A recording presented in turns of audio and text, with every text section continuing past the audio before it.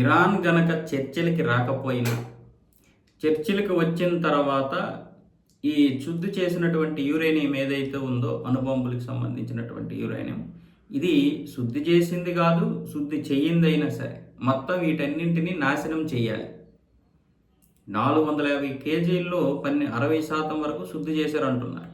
కొంతమంది ఏమొచ్చేసి కాదు, ఆ 450 కేజీలే శుద్ధి చేసింది ఉందో అంటున్నారు.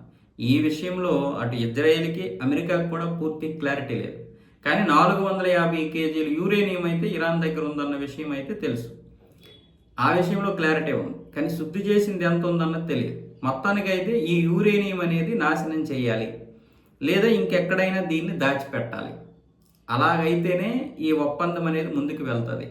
అయితే ఇక్కడ ఇరాన్ ముందుకు రావాలి, ఒప్పందం చేసుకోవడానికి ముందుకు రావాలి. కాల్పుల విరమణకి, అలాగే యురేనియం ఇవ్వడానికి కూడా ముందుకు వస్తేనే ఇరాన్ మీద ఎటువంటి దాడి జరగదు. లేదంటే ఇరాన్ లోపలికి ప్రవేశించి మరీ నాశనం చేస్తామని ట్రంప్ ఒక ప్రకటన చేశాడు.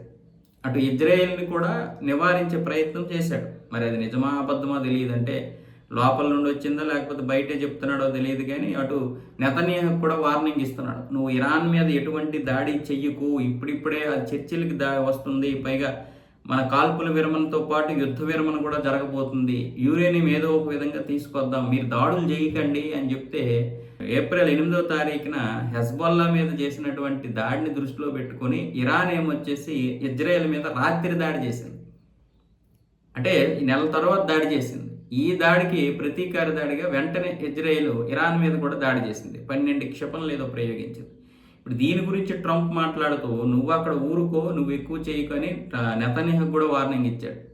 ఇప్పుడిప్పుడే ఈ దారిలోకి వస్తుంది, యురేనియం ఏదో ఒక విధంగా మనం లాక్కుందాం, తీసుకుందాం, లేదా అక్కడే దాన్ని డిస్ట్రాయిడ్ చేద్దాం, మీరు మళ్ళీ దాడులు చేయకండి అని చెప్పి ఇజ్రాయెల్కి వార్నింగ్ ఇచ్చాడు. ఇటువైపు ఇరాన్కి కూడా అదే చెప్పాడు, మీరు కనుక ఇజ్రాయెల్ మీద దాడి ఆపకుండా ఇంకా కాల్పులు చేస్తాం, చర్చలకు రాకుండా ఇంకా ఇలాగే మొండిగా ఉంటామంటే మాత్రం అమెరికా దళాలు ఇరాన్ లోపలికి ప్రవేశించి నాశనం చేస్తాయి, ఆ తర్వాత ఇక మీ ఇష్టం అన్న విధంగా ట్రంప్ మాట్లాడుతున్నాడు.